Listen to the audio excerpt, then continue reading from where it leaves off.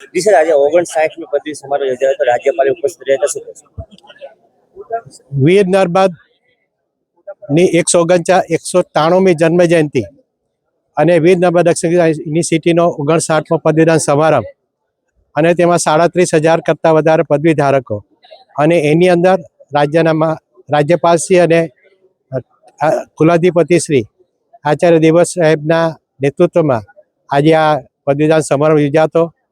એમાં સૌ વિદ્યાર્થીઓને અને આદરણીય માતા પિતાશ્રીઓને, ગુજરાત સરકાર, ભારત સરકાર સૌને અમે આભાર માનીએ છીએ અને તમામ પદવી ધારકોને અને તમામ ગોલ્ડ મેડલિસ્ટ અને પીએચડી કરનાર તમામ વિદ્યાર્થીઓને સૌને હું અભિનંદન પાઠવું છું.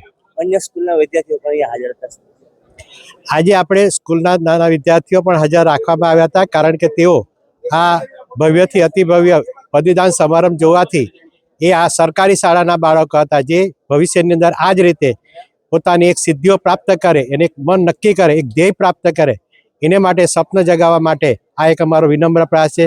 સાથે સાથે દરેકને છેલ્લા 4 કોન્વોકેશનથી અમે ભગવદ્ ગીતા આપીને સંકલ્પ લેવડાવીએ છીએ કે અમે ભગવદ્ ગીતાના સંકલ્પ દ્વારા જીવનને પણ સમૃદ્ધ કરાવીશું. Thank you.